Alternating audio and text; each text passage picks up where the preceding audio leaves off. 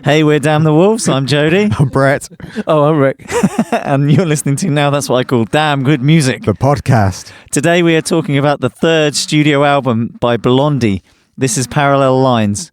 Recorded in 6 weeks in June and July of 1978 and released on the 23rd of September 1978.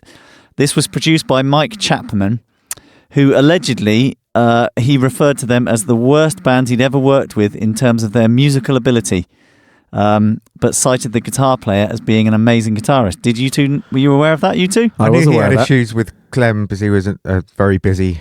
Clem being the drummer. Yes, one of my many idols. Yes. Oh, is he? Are you into him? Are you, Brett? I'm into all of them. Oh, okay. Oh, okay. Okay. What? All of the drummers or all of Blondie? Just Debbie. We'll get How to many? that. How many copies do you think this has sold? Oh, loads. Ooh. 70. Is that your new technical answer, just to cover all bases? No, Like I'm loads? going to say 78. I'm going to say 25 million. No, it's not that many. I reckon 15. I'm going to go 15. Bang in the middle, 20 million. Very good, very close. So this album, it's had a lot of accolades. This album, it's ranked 146th in Rolling Stone's 2020 list of the 500 greatest albums of all time. Wow. Don't Rolling Stone keep moving things every 5 years? Oh, well, they do. They do a new poll, don't they? Is that the latest one? Is it? That's the last one. Yeah, okay. It's ranked number 45 on NME's 500 best albums of all time. Wow. Let that sink in. That's pretty impressive. And number 7 on Blender's 100 great American albums of all time. Where is it in your top 100, Brett? Oh, she's up there. She's up there, boy. For lots of reasons. So we should say, Brett, this was your kind of choice. Yeah, I've been on about it? this for a long time because of my nostalgia and my connection with how I discovered Debbie Harry before the band when I was a little whippersnapper. But I think I mentioned it before how I came across her as a young. Oh, come on! For God's sake, you two are dreadful. You mentioned you are that when you were absolutely dreadful. When you were a little boy, you had an awakening that was Debbie Harry and Miss Piggy. You said the other day. Hang on a minute. Let me just tell the story. So as a 7-year-old, I would watch the Muppet Show. God. Bam, bam, bam, bam. But we all did it. Oh, right? know it now. Yeah, thanks. Yeah. And as a 7, I sat down and Miss Piggy was there. I wasn't that fond of Miss Piggy, but she had Debbie Harry as a special guest, and the shot went to Debbie Harry, and I don't know what happened to me. I just do not. I just became, I don't know, a teenager, an adolescent, an infatuation. So as a 7-year-old, the first time in my life, I discovered, wow. I think God, I wonder what you were going to say. That I was. I don't know. I can't understand why, but it happened, and I just became a big, massive fan, and it's really strong. It's strong, and then she on the show, it was obviously to promote one of the songs, and I think it was Picture This or something like that, and then she was on stage, and then I was just like, I just couldn't get over it. I don't know. It's a difficult one to explain. Because we all have nostalgia, we all have albums and songs that you relate to a particular time. But to go back that many years and still have that connection when you hear these songs, it's powerful stuff. Yeah. And yeah, but I was the maths doesn't work out, but the maths doesn't work out. You're right. But anyway. So did you? I mean, how long was it after that you had access to this as a collection of songs? I had it my mum bought it on vinyl. Did she? Was that because she was a fan? I don't think she bought this album on vinyl. She bought, and I can't remember what it was, but I remember the cover. It was like an EP or something, or. So it's not this album because this has got a really iconic cover. It has got an iconic cover, but it was these songs that I. She got a bootleg, didn't she, Brett? She got a cheap one. Yes, and then I also became part of the fan club and wrote to her fan club. Oh no way! Did you? And I remember receiving in the post I had a signed autograph and pictures and everything from her lawyer or her. I don't. Yeah. So and even to this day now, when I hear this album, those songs, and it is the 4, 5, 6 maybe big singles from this album that they are all from that time that I still get a bit ooey about. Oh God. It's really weird, isn't it? Because I was a young kid. Shall we try and move on and talk about music rather than Brett's ooiness? Yeah, I don't know how to. But it's weird that it wasn't the infatuation of the band or the music. I didn't watch her and go, I want to be a drummer. I discovered That's her. because she was the singer. No, but the music, I just watched her and thought I want to be. Okay, let's stop you there. Yeah, let's stop that. Stop you there. I was only 7 Have or you 8. still got the signed photo? No, Gone, long gone. long gone. But anyway, Oh dear. Right, so should we crack on? Yeah. Yeah. Track 1, Hanging on the Telephone. great start to an album, isn't it? It's a brilliant start. Brilliant start. Isn't it? Yep, absolutely brilliant start. I mean, the telephone ring aside, just the band kicking in, no messing is really good, really great. And it's attitude from the start, isn't it? Her delivery, the way that she delivers a lot of lyrics and lines in this whole album. And I think that was something that I got and as a youngster. What is that, Jay? That vocal fry, that sort of throat distortion she does. It's very deliberate, and it's an on-off thing she does with it. And it's very. She does a lot of different prevalent things in with this. her voice, doesn't she? Yeah. And covers a lot of different kind of singing styles in the context of one album. Yep. Which makes it very. I've got a fly in here. Ooh.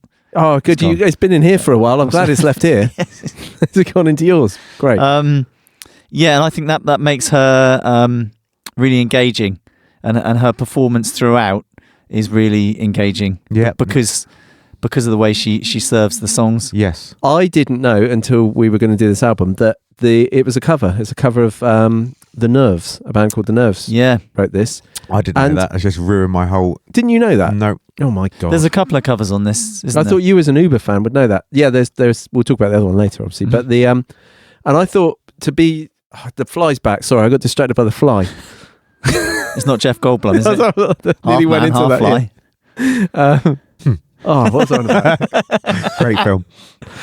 Oh god. I don't know if he's talking about the fly. No, I don't know what he's doing in there. I don't want to know. I'm trying to remember what I was saying. Look the other way. Oh yeah, I tried to listen to the Nerves version of it. I thought I'll have a look. Can't find it. It's not on any streaming platform. Yeah. Interesting. It's interesting that you say how the producer said the hardest band to work with because of their musical capability. He was always very positive about Debbie Harry, though, right from the outset. I know there's a lot of thing about trying to hone in Clem Burke, because Clem is in the drumming world. He's a fantastic and very inspirational and iconic player from that era. To me, one of the best. You know, you compare him to the Bottoms. He wasn't known for his metronomic timekeeping. He wasn't, and also he was so busy that they had to really. And I think there's a lot of arguments. I think you can hear that, can't you? That can. his style is quite erratic. This song is a really good example between going from the hi-hat, switching to the ride. Yes. And you hear that a lot throughout the album where he's constantly that's changing. Quite a kind of punky thing as well. I quite like that part of his playing.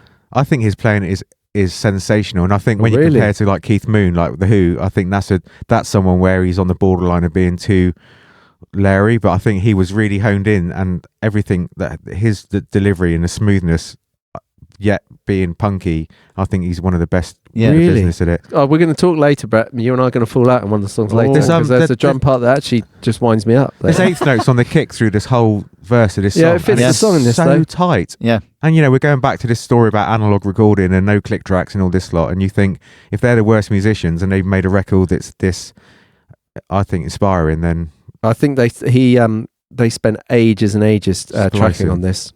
There wasn't splicing. There was a technique they were doing where they'd layer something over the bass and the kick drum that would almost sync it up, like an analog way of syncing up the bass guitar and the kick. I've heard about this. I've read about it, and I'm blooming forgotten what exactly it is. But it's basically like snapping to the grid, but in an analog way, using some sort of layer on the tape as they're doing it. So write in and tell me how I managed to mess that up. But it is a thing. But going back to the drums on this, it's got, every time it goes into the sort of the refrain, the kick, the kick snare sort of thing is great. I think that's like a little hook. Yeah, but there's a lot of, I'll talk about it later, but I think there's a lot of British punk influences on this whole album, like Buzzcocks and that kind of thing. Yeah, I think there's a lot of American punk. I found this album, I've not listened to it in its entirety. Until we did this podcast. No, I'm the same. But I've obviously heard a lot of it through the singles and stuff. Yeah. But I found there's lots of different styles, isn't there? Yeah. It's not one thing or another, but you can hear, like you say, the punk influence. I think it's punk and new wave And it's there's obviously elements of pop on this, which is where they went in more of a pop direction after this, I think, didn't they? I think there's also elements of reggae. Yeah, there was at the end. Yeah, definitely in one way or another. Nice bit of reggae, Brett. Yeah, is the upstroke. I've got a lot to say about the upstrokes in a bit. There's also obviously disco with Heart of Glass. That's very, very disco. So yeah, they do. Yeah, cross genres. Is there anything else you'd like to say about Hanging on the Telephone? I just like the arrangement of this. I like the short verse sections. Yeah. I think that works really well.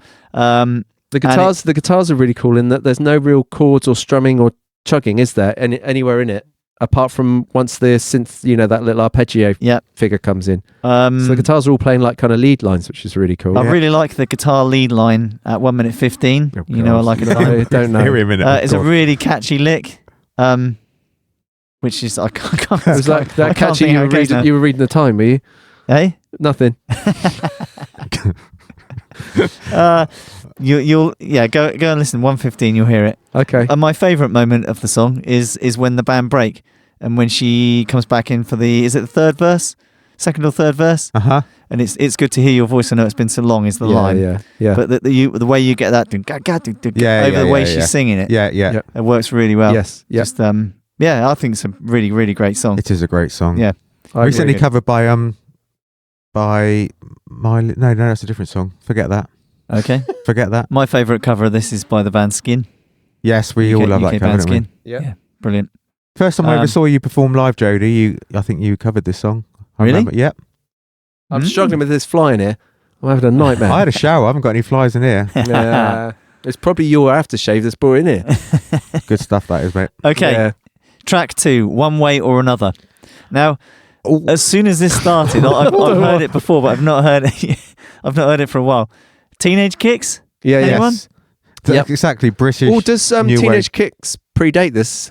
They're both 1978. I had to Google it. What about Buzzcocks, Joe? Was this one later on about Buzzcocks I hear, and I'd like to know where that kind of Buzzcocks era is, whether that's similar sort of, because I think that I think there's bits of it that sound more Ramones than that. Do you? Yeah, definitely. What I love about the start of this song, and I was talking about my upstroke earlier. You got your guitar, Rick? No. Well, I got such abuse that's from you cause two for celebration, isn't it? Such abuse. Wow. That I haven't brought a guitar or a piano. There's no keyboard in here. The riff, I think the riff brilliant. Is a very iconic song, isn't it? Yeah. And Coyote Ugly, love that film. It was on that it's in the soundtrack. Is it featured in the film? It did feature in the film. Okay. Love that film. What stops it sounding like? It's the upstroke. I want to talk about my upstroke. It's in the riff. What the do that you know, Rick, that. What you mean, the offbeat? Yeah. I'm trying to explain to people that won't know what I'm talking about. I don't think you're helping by keep saying you're upstroking. I know. I know. It's ironic. I'm talking about Debbie Harry and upstroking. The irony isn't the word. Fitting, I think, is what you're trying to say. Typical. Yes. You mean the offbeat, the syncopated offbeat accent? Offbeat, yes. I'll do that without saying upstrumming. Upstrumming. What does make it sound cool? It's the same key as Teenage Kicks, of course, isn't it? Yeah, So it alternates between a D major and B minor chord. Yeah. But it goes down chromatically, doesn't it? Which I really like. Yeah. So it goes D flat, C natural to B. Yes. But what I find really that's not a word. What? Who was that? The juxtaposition between that and the organ and the bass is doing this alternating bass note thing, and the organ is doing something really kind of almost cheesy. Yeah. And the chromatic bit of the guitar stops it sounding silly, I think. Yeah. I like that. It's a little bit of grit. Your mate would say it's a bit of vinegar, Jody. Your mate Toby. Yes. But yeah, it's good. Yeah, I like it. Cheesy organ. Oh my God. I think Debbie Harry's vocals in this, I thought were quite seductive, Brett. Yes. Did you agree with that? I always feel seduced when I listen to this song. Yeah, and I was especially a fan of the second verse. Yeah. When she gets like this deeper, real guttural growl. Yeah. I actually thought I had pictures of a young Brett. Oh yeah. Actually, the other way around, sung from a male point of view, it would actually be really creepy and quite. Yes. But I read or made up that she wrote the lyrics about a ex-boyfriend that used to stalk her and made her have to move house. I didn't realise she wrote lyrics on this album. She wrote this with Nigel, who plays bass. Is it Nigel? Oh, really? Nige, yeah. Her and Nigel wrote this one, Brett. But I like it when it goes to the halftime, when it goes to the bridge, and you've got the halftime where she goes back and sings, and it's just like she just takes up a notch with her that voice that we were talking about earlier. Yeah. Ooh, and it sounds quite creepy with the low vocal and the unison guitar make it sound creepy at times as well, don't I they? don't think creepy is the word I would use. I think it is. Do you? Yeah. Well, you've got a different emotion going on. Maybe it corrupted me at a young age. Maybe there's that's a darkness. I think there's a darkness to this song. Well, it's written about a stalker. Yeah, but her performance is, really comes across with it. I like it. It's a good song. Yeah, great song. It's an amazing song. Special note for the keyboard sound right at the end. Reminds me of the first Casio keyboard I ever had, which was, I don't know if you remember, Rick, it was... I could just remember you playing that. It wasn't very long, but... bloody theme from Beverly Hills Cop on it, yeah. Yeah. Can you remember the demo on the old Casio keyboard? You press the demo and I think the demo on this one was green sleeves. Was it? You have different demos, but they're all different. Oh, was it? Yeah. I remember. Track 3. Anyway. Track 3, Picture This. Yes, another one. This is the song... I think this is the song that she performed on the Muppet Show. I think this is a song that got me. This was the first single from the album. It's probably what. So this would have been 1978. Yeah, but I was older when I. You weren't 7 there though. No, I know. This is what makes it all weird. So it was later. So it was sometime in the 80s, maybe. 81. It was like 81, 82. I was like, So I don't know why, but. Too young to be thinking of things that you were thinking of, perhaps. But it was these songs. It was, and I thought it was this song that she performed when I saw her, and she had. This but we know what your memory can be like, Brett. It could have been something else. It was definitely Debbie Harry. I wasn't getting confused with someone else, was I? Or Miss Piggy. I like the tempo of this the kind of mid-paced feel. And I like what Clem is doing with the ride. There's a lot of ride work in this. There's a lot of ride. Helps that kind of breezy feel. And it's the first time in the album where I think the bass guitar has a nice movement in it throughout. Yeah. What do you think? Yeah. Oh, okay. I thought the bass was right. Nice bass movement. Again, I came to mind when I heard this. This is it's a bit too breezy for me, and I don't mind a bit of breezy pop. I don't mind a bit of breezy pop now and again, but she gets that attitude again, doesn't she? Later on in the song, it's just like. And the way she sings. I don't get it. Oh, yeah. The way she ends, it's like, oh, yeah. We'll talk about that in a minute. Don't get it. Ending, because I've got something I want to say. I did feel, we were just saying about chopping between the hi-hat and the ride. Yes. Can you give us a hi-hat, Brett, just so the listener can hear what we're talking about? So that's the hi-hat. And then the ride. So there's a lot of chopping and changing, isn't there, in this song? Yeah, not quite to that extreme, because that makes your brain hurt a little bit. Yeah. But I found that he did it a lot again in this. What did it get on your... I don't know if it got on my nerves. I just think it was an observation. I think sometimes when you hear... I know I was listening to the song to... Yeah. Okay. I don't know whether it needs it quite to that extreme. No, that never stands out to me on this. The highlight of this song for me is the A flat chord, because it's key of C major, isn't it? C, F, C, F, C, F, C, F. Then it goes to a G, and then you get an A flat major. You both noticed that? Yeah. What does it sound like to you, Jody? A flat major. No. What song does that make you think of? Tuesday Afternoon by the Moody Blues. Oh. I so thought you were going to say that. I didn't put the two together. Oh. I know what you mean, but I never made the connection. That. It just makes it sound a little bit not too obvious. Yes. There's an awesome guitar sort of break solo at the end of the first chorus. Right. Which I really like. I can't remember it. Yeah, I can remember her saying pocket computer, which I thought was quite odd in 1978. 17. Hang on, 17, 19. When are we? 1978. When Brett was 7, back in the 1700s. 17. All right, so perfect. Can we just... Was it pocket computer? What's that line, Brett? You know the lyrics, don't you? No, not all the lyrics. I just know the bits that make me go, oh. Oh, God.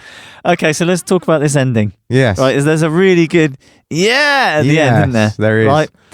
Now, because we've listened to it and talked about it recently, I couldn't help but thinking about Chris Martin and his and I thought in that he needs to listen to Debbie and the way she puts that across. Yeah, because it's different reaction. Makes your body feel totally different, doesn't it? I'm not going to go there. I'm not going there. Right, track 4, Fade Away and Radiate. So this is where it drifts off the big songs, isn't it? Because, I mean, I wasn't that familiar with this song. The big tom hits are a bit... Yes. Very... Is it like creating tension? I don't know, but it's a great sound. If you crank it up through a stereo, for that era, I think it's a great sound. I got quite excited about the drum sound for these toms at the start. The whole album's excitement for you, isn't it? Well, not the whole album. Oh, okay. I kind of felt like this song, I wasn't sure where it was going for the first kind of 30 or 40 seconds. This is written just by Chris Stein. Am I saying that right, Brett? He's a main guy, isn't he? Well, him and Debbie Harry, who were obviously dating at this time, weren't they? Yeah. Is he the guitar player? Yeah, this was he wrote this on his own. I think it's the only one in the album that he's written on his own. And for me, I don't get it. Sorry. I don't get it. There's some interesting guitar parts. Do you know why? Do you know who's playing guitar on this?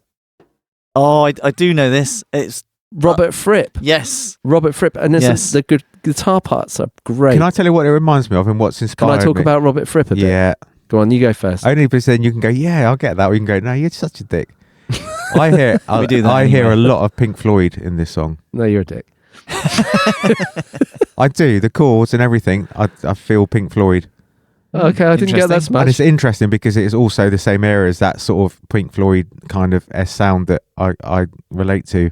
So this is so Robert Fripp and everything. He was so ahead of his time with this stuff. I mean, if you listen to the end, it could almost be Joe Satriani, the what he's doing with like the legato stuff. And he was obviously King oh God, why can't I talk? King Crimson. King Crimson. Yeah, can't ever go and see them, can I? I couldn't say it. Who are you seeing tonight, Rick? King. Yeah, no, just going to see a gig. What does legato mean, Rick? Explain legato that to your listeners. is Italian for smooth and flowing. There we go. So it means like in a rock sense, like using hammer-on and pull-offs, like your left hand to articulate the notes rather than picking every note. Does that make sense? It's all about pull-offs and up. Don't start. Don't start. Hey? Crikey. Do you know who Robert Fripp? So he was in a prog band that I can't say. He's married to Toya Wilcox. Oh. Did you watch him in lockdown, Brett? Robert Fripp and Toya Wilcox. They were the couple that did the quite crazy videos where he was like the straight man. Yeah, they just did Larry. Just a bit bonkers. They did mad Larry like comedy versions of like. Have you not watched Enter Sandman? No. Brett, watch Enter Sandman. You will love that. I just think about Toya because you will love it. Trust me. She was another around this era when I discovered Debbie Harry. Very soon after, it was Susie Quattro and Toya Wilcox. I know what you're going to be doing after we finish this, Brett. I'm going to send you a link to it. You're going to have a What am I going to be doing after this? You're going to be watching it and enjoying it. Mm-hmm. Going back to track 4, Fade Away and Radiate. Yeah. I think Debbie Harry's performance in this is really good, really strong. Yeah. The husky... It's like husky and inviting. She sells the lyric. Yeah, you're right. She really sells it. Do you think so? I don't get the lyric. Don't get it.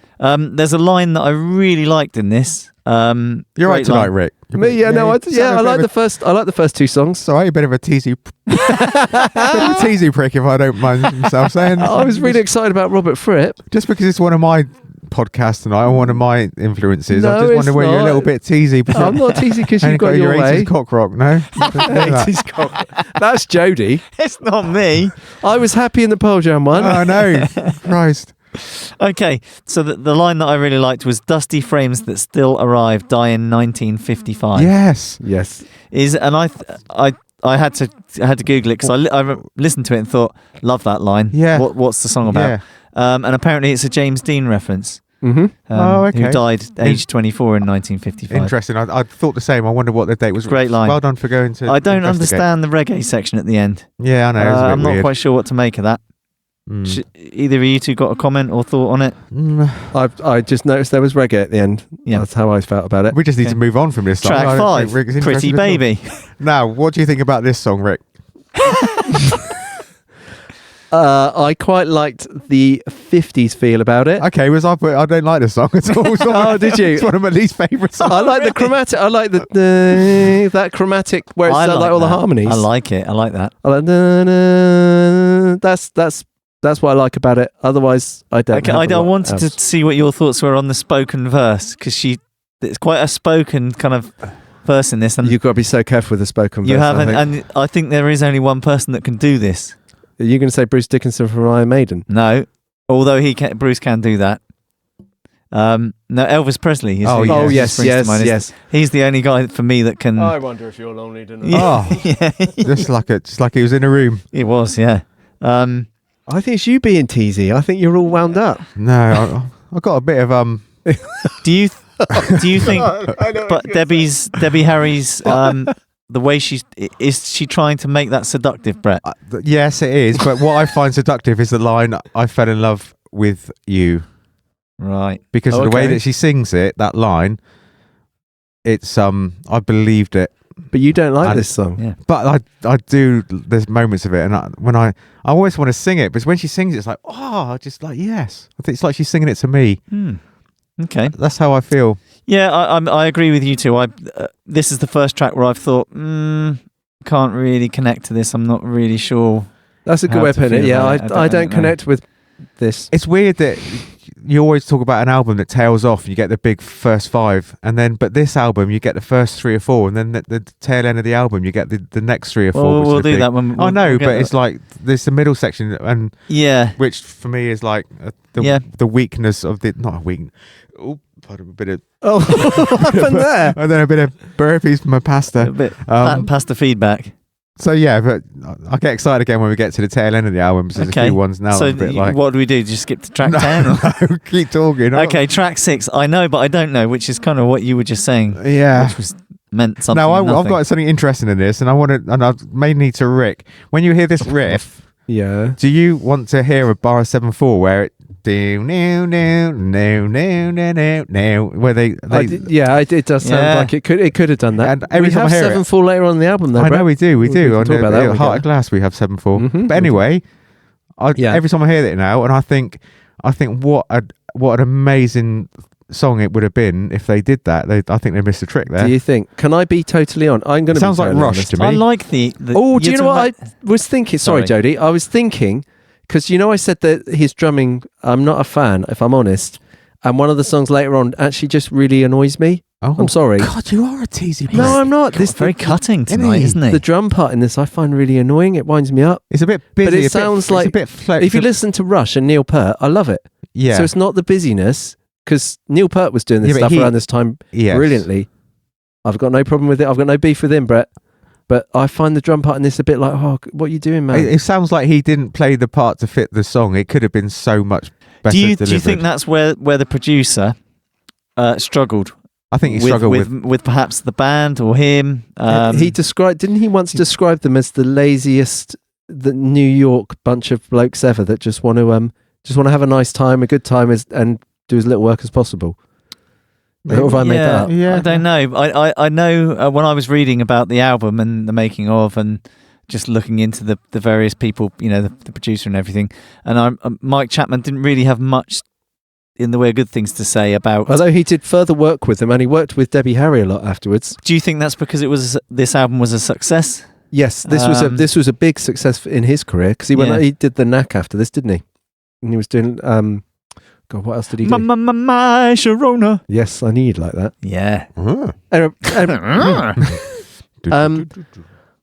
This is written by the bass player, isn't it? Is it? So Frank, is that right, Brett? Frank? Could be. Come on, you're the fan. I really quite like the angular riff at the start. It's not, he's a guitar player. Frank Infante.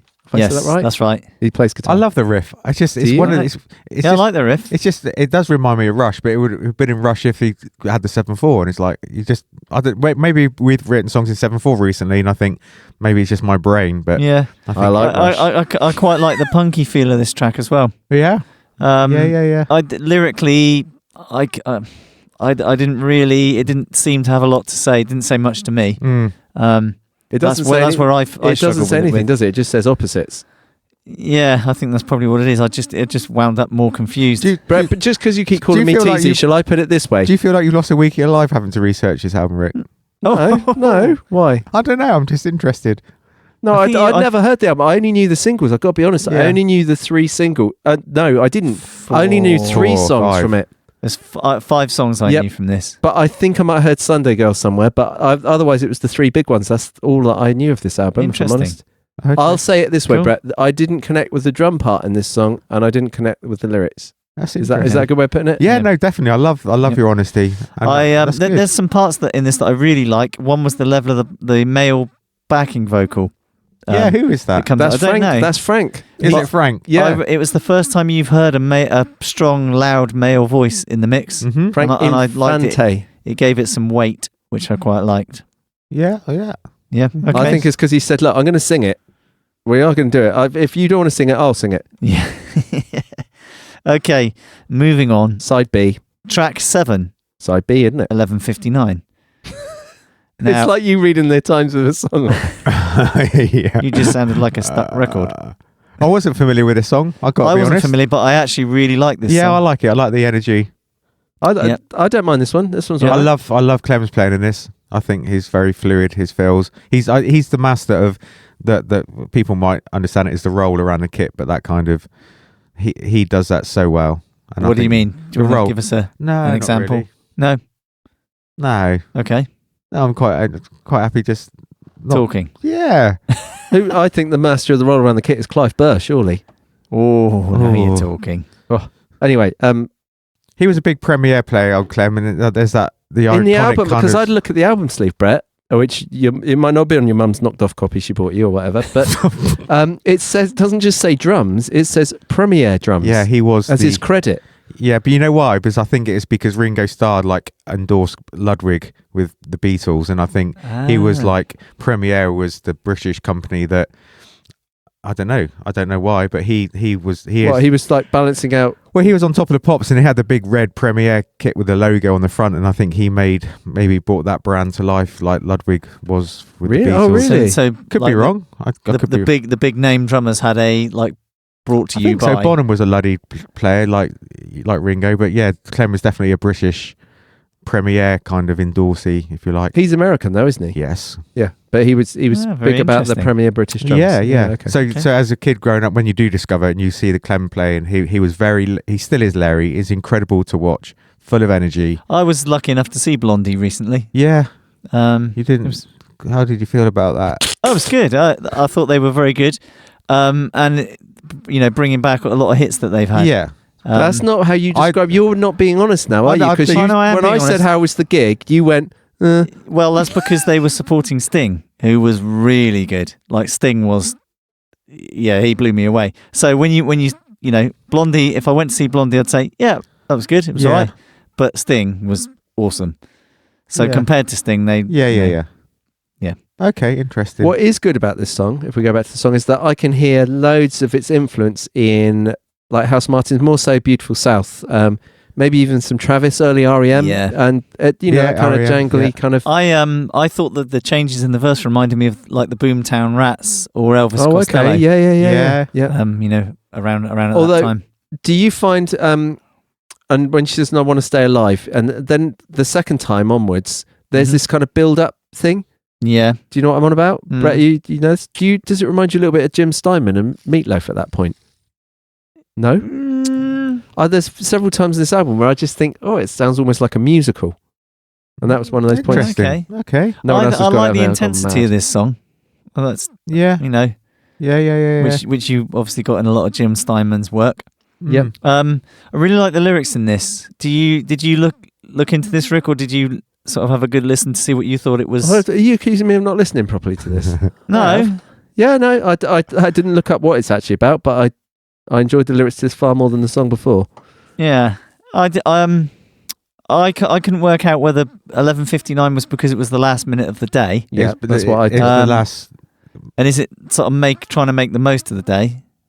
There's another line that says that I can't remember what it was now about what, and I'm going to stay alive for another day. Yeah, I want to stay alive. Well, I also read that 11:59 refers to the nuclear clock. Or is it a 12-minute clock? And proliferation. Ooh, oh God, don't.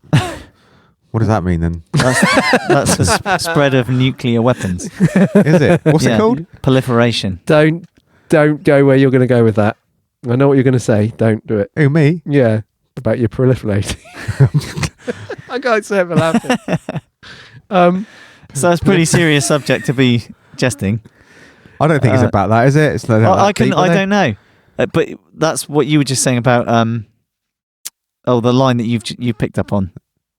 Yes. Me? Well, yeah. What was it? I don't want to die, or no time to die. I don't want to stay alive. I don't want to stay alive. It's 11:59 and I want to stay alive. Yeah. That's the refrain bit. Oh, okay. Maybe it is about that. Because I'm not sure. I don't. I think it's. But either way, I really enjoyed this song. I thought it was really good. Yeah, it's a good song. Yep. Definitely. Is it key change in the last verse as well, Rick? Mm-hmm. Always a winner. Good. Always a winner. Track 8. Will anything happen? This is all right. So British. This I find it really British. British. Yes, I don't know why. This is a song. Rick's album review. This is all right. It is. This is the one that reminds me of the Buzzcocks. I really tried. I tried with this. I like the intensity. I want to play. I want to play. Oh, you didn't want to play a minute ago. We couldn't get you to play. It's that kind of that Buzzcocks thing that they do a lot. Do you know what I mean? Yeah. Were they doing this song? What is the Ramones did that a lot as well. They did, yeah. That's there. Really loud. Very. Yeah. Is it loud? Yes. Good. Always. Always loud. Always too loud.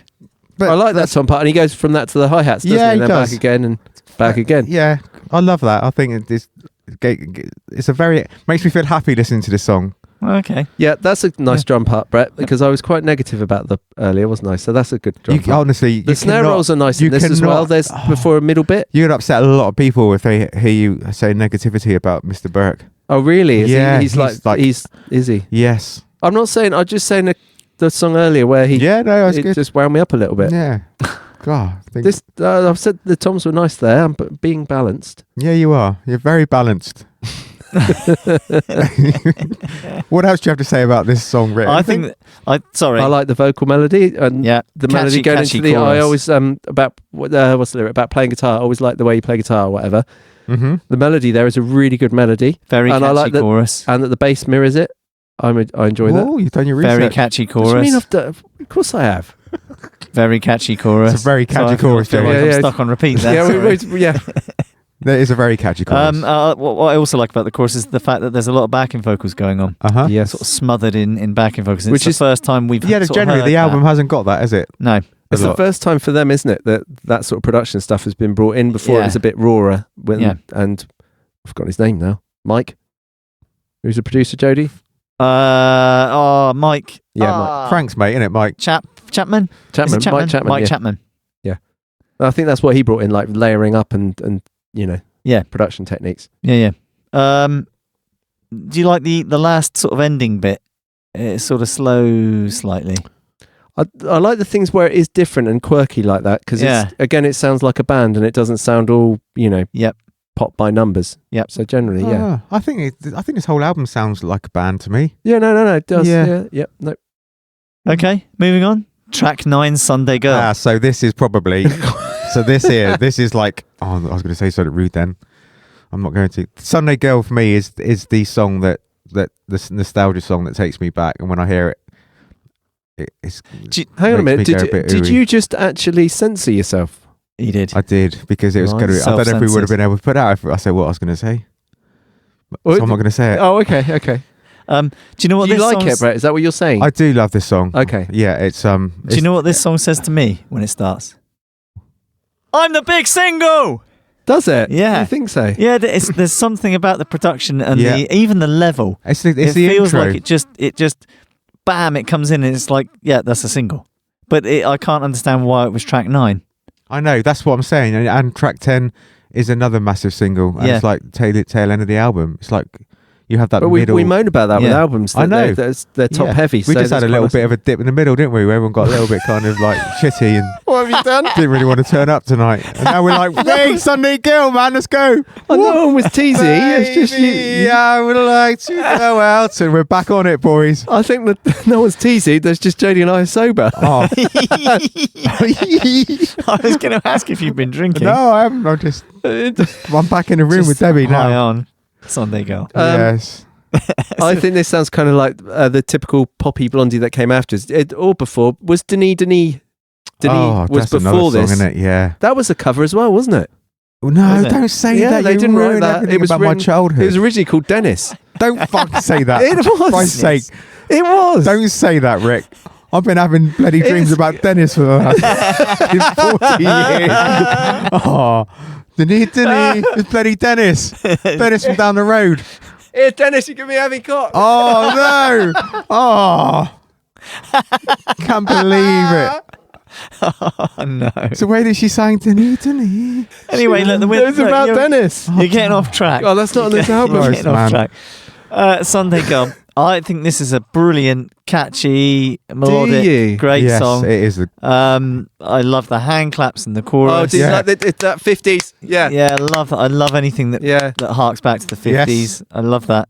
I think there's some really tasteful bass playing. Yep, Joe's in her room, I'm loving this. I think this is a great pop song of the time. It is one of the most iconic. Would you like to know what it's written about, Brett? Because this is going to ruin it for you as well. Nothing to do with Dennis, is it? That's Denis. That's the original one of Denis that they covered. Sunday Girl was written by Chris Stein, the guitar player, about Debbie Harry's cat that was called Sunday Girl. God, really? Her cat was called Sunday Girl and went missing. I know this story. I don't know why I'm saying I'm making it out. I've heard this story. So I didn't make it up. No, you didn't. No, I've heard her tell this story before, actually. You're right. Yeah. Yeah. Interesting. Yeah, beautiful song. You like songs about cats and Dennis? Yeah. I also, just a special mention too, I haven't done a favourite vocal moment because I think throughout her vocals are really good. Yeah, I agree. And very different, and in each track they're really good. There's lots of stuff vocally that I love on this album. Yeah. But in the second verse, the way she sings "Baby," as in "Baby, I would like to go out tonight." That's what I wrote down.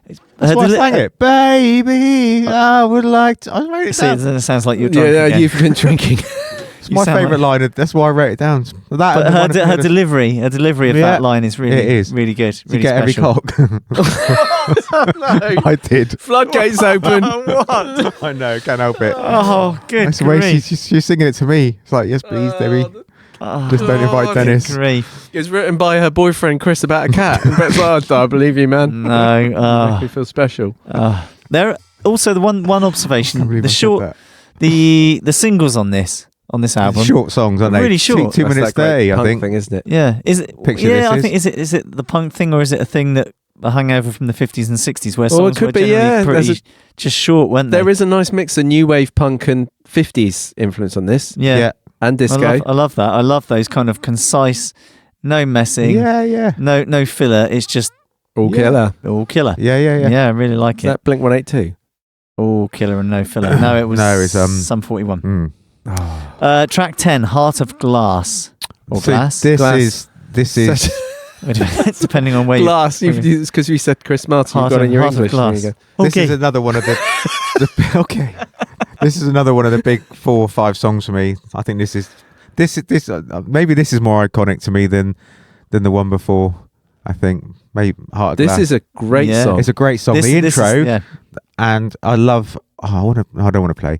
I love the hi-hat work that throughout the verse of this song. It's the continuity of it and what it does and how it serves, and it's a fantastic song. I like this song. I read about the writing of it. It'd gone through different styles, didn't it? It was reggae for a while, and it. Oh, really? Yeah, and then they really want to capture the kind of because like disco around this time, like Donna Summer and that sort of thing were massive, weren't they? So they've really gone down the disco feel with it. I think it's great. What I love about the different genres that they straddle and move through on this album is it still sounds like the same band. Yeah. It doesn't sound like a band that are trying disco or trying punk or trying new wave or whatever. They sound like Blondie. They got in trouble not in trouble. Didn't their fan base think they were selling out with this? Was there a bit of really? Yeah, I think so. Which is weird, isn't it? Because there's much poppier stuff on here than this. It's just that this is, I guess, stylistically disco-y. Yes, it's such an iconic, like just massive song, isn't it? It's a massive song. Yeah, it really is. Slightly controversial. It was recently covered a few years back by Miley Cyrus. Was it? Yeah, a live performance she done. And how was that version? What did that do for you? Was it good? Yeah, to a point where it's like it blew me away. Oh, okay. You liked it? No, I liked it. Yeah, controversial, and I think I prefer. Wow! To prefer her version. You should watch her performance. Send us a link. Anyone that's listening, watch that performance by Miley Cyrus. It's stunning. Okay, that's interesting. Yeah. Okay, all right. Look that. But it brought the song back. Yeah, brought it back. She just gave it a little bit more bollocks. Okay. That technical phrase that we all like to use every now and again. Well, it's a bit better than oomph, isn't it? It's got that was like one step up from oomph. Big step up, wasn't it? Big bollocks.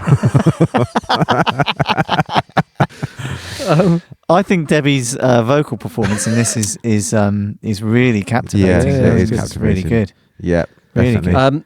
I like that it's got a 7/4 and it's a disco song and it has 7/4 in it. Yes. In the musical kind of interlude bits. But it's That's interesting really cool. because it repeats and then the 7/4 disappears and just goes back to 4/4. Yeah, it does at the end. But I doesn't like it because it just Nice. flows really nicely. Nice touch. And it's got Yes. a really like super long outro, hasn't it? Yeah, those fills and Clem's fills that go and kakadun, kakadun. Oh, I've got a problem with that, Phil. Yeah, there's one that's. Somewhere in this album, I can't remember where. Is this now. where you're saying it? You said you're going to say about it, but It breaks down the song. I can't remember which song it is. It's really annoying me. It breaks down and then he goes kakadun dun kakadun Yeah, dun kakadun. do you not like it? Yeah, but I like it because it sounds like Badlands by Bruce Springsteen. Yeah, there's a couple of moments where there's. And then I get this feeling of yeah, and then it's like no, it's not Bruce Springsteen. I'm not listening to Bruce Springsteen. It does a kakadun dun, then there's a rrrt on the snare and it comes back in. Yeah, that's he's nicked that off of Max Weinberg. I bet you can tell us which Springsteen album was out around this time. I bet I can. Darkness on the Edge of Town. Yeah. Which Badlands is on. Yeah. I think he's stolen that. but Maybe Max stole it from Clem. I don't think Max steals anything. I've just remembered where the word Clem comes when you keep saying Clem. Well, that's his name, you prick. That's know. why. We're called him Dennis. No, I keep hearing its familiarity around the word Clem. It's it's an Andor, isn't it, Jody? Is it? Yeah, it's his false name in Andor. Sorry, there's a Star Wars thing in there. Every time you kept saying Clem, I kept going, what is Clem? I could call him Burke and not Clem. No, his name's Clem. I just, sorry, it just popped in my head. The special mention to the bass octaves in this as well. Yes. Sliding in and out of the chorus. The disco staple. Yeah, just so I want to get up brilliant. and have a boogie. We're talking about disco. It's because you've been drinking. I've not been drinking. Yeah, a couple of cans before he came out. Yeah. Track 11, I'm Gonna Love You Too. Yes. This song kind of feels a bit jocular to me. It does feel jocular, in the but it makes intro. me smile. I wrote down, when I listen to this song, it makes me smile, makes me happy. Okay. It's Buddy Holly song, You've isn't been drinking again. No, It's a cover of not the greatest song in the world, but it makes me happy. This is a and Buddy Holly song. Yeah, didn't you know that? Didn't know that. He's having a laugh. He's not really. It is, of course it is. It's a Buddy Holly song. Oh. Oh, I love Buddy But Holly. I think I love Buddy Holly. I love the original I of this love song. Buddy Holly, but this version is. Can I? Did you know? can Because I write- thought, I wonder if Buddy Holly wrote this. It's written by a couple of the musicians that were in the Crickets, and you'll know this name, Jody, Norman Petty, Yes. who was Tom's brother. no, dickhead.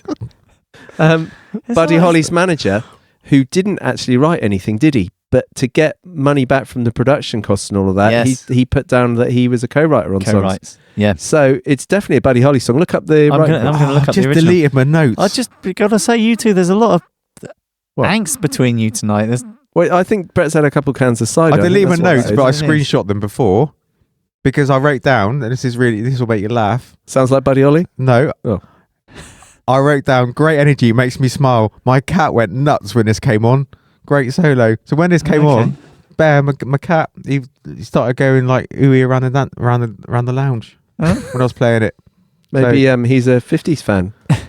Well, I put very 70s. I thought it was a very 70s, do you 70s. Yeah, quite a 70s. I think it sounds like it sounds 50s and Ramones. It sounds like the Ramones to me. Really Ramonesy. Mm. The most Ramonesy moment on the album for me. Wow. Hmm. This one didn't do much for me. I couldn't. Even though you know It did, your I know main man I'm Buddy wrote it. gonna listen to the Buddy Holly one because I love Buddy Holly. I love but Buddy. Oh. this one just feels. It didn't offend me, but it just feels Yeah. like it's. I think because it's come after two massive songs. Yeah, as well, yeah. It just kind of felt like, oh, this is a bit average. I wonder in hindsight, if they look back now, whether they would have track listed this differently. It didn't do too badly for him, Brett. No. So I think they're probably happy, aren't they? Well, probably. I think they should be. Okay, we're on to the final track. Track 12. Just Go Away.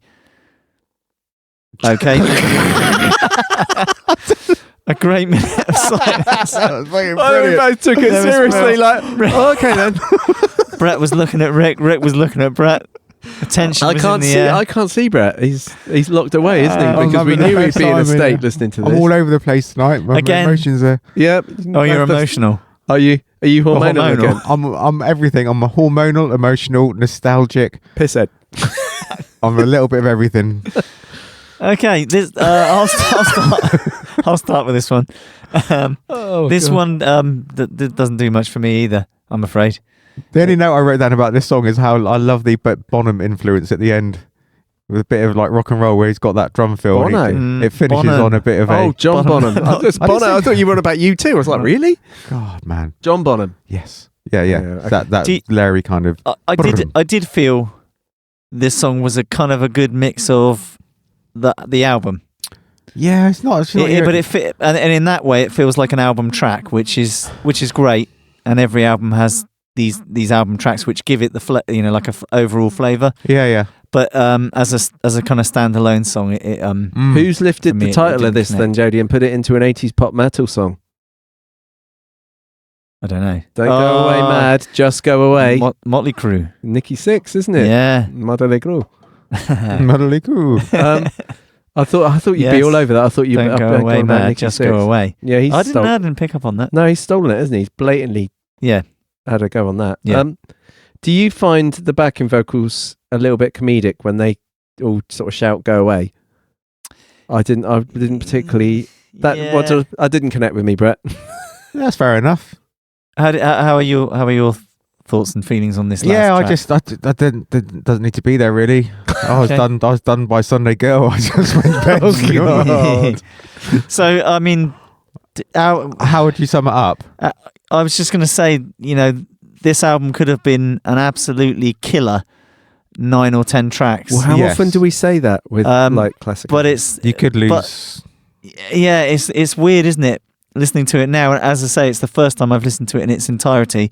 And some of my favourite moments of the album are not the singles. Oh, they really? Like 11:59, I think is a brilliant song. Yeah, I like that one. Quite possibly my favourite, but there's just a couple of songs where you just think, if that had just been left off, it could have been a really, really. It's interesting when you talk about music, about whether it's the song you connect to the song through nostalgia or through the lyric, and for this, it's 100% nostalgia for me. So so the songs don't really matter that much. Do you know what I mean? You've got such a tie to it because I've got such a strong tie to those 4 or 5. That's songs. Interesting, isn't it? Because we're coming from a different direction as as a new listener, because the singles are there. I almost forced you to do this one because I wanted to for my nostalgia reasons. Well, interesting. We were talking about this in the van, weren't we?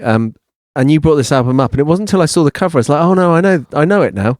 You kept saying Parallel Lines by Blondie, and it's weird. It's the album sales. I mean, 20 million albums. I mean, that's how big the album is. But the songs on it, some of these songs are massive songs, aren't they? And some of them are a bit shit. If I'd said that, you'd give me a right. Brett Steptoe album review. It's just a 2-word review. I shouldn't have said that. Sorry, Debbie. What's your favourite song? Have you got? Can you narrow it down to one, Brett? I think. I can't. I can't. I don't think I can. I'm just having a quick. I mean, the last. I think Heart of Glass. I've got a connection with Sunday Girl, but that makes me sound a little bit wet. Maybe. I don't know. That's not the only thing you've said tonight. One way or another for the connection with the Upstroke and Coyote Ugly. Oh God. One way or another. Okay, that's your Rick. Did you have a favourite? Can you? Call Me. It's not on this album, is it? Dennis. For me, it's Hanging on the Telephone or Heart of Glass. I love Heart of Glass. I think it's brilliant. I'm really, really Miley clever. Cyrus version. You can't listen to anything on radio without that popping up every 20 minutes, can you? Yeah. Heart of Glass. It's on there a bit too much. So for that reason, I might go Hanging on the Telephone, even though it's a cover. Yeah, I've got 3. Hanging on the Telephone. 11:59 is going to be one. Heart of Glass and 11:59. But it's like we always say. I think if I was saying this is Blondie and playing it to someone that's never heard of them, I'd play Heart of Glass. Would you? Yeah. Interesting. Yeah. Well, thanks for letting me indulge in this one and do it, and cause a little bit of angst between us, isn't it? I don't think it has. I think that was the cider. I think we're between us. I don't think there's no issues. There's no issues. No, just I'll see you after, mate. Should we leave it there? Yeah, I'm running off. Just go away. I'm going. Wait. Thanks for listening. Please check out our band, Damn the Wolves. Find us at damnthewolves.com and please follow us on all the usual socials.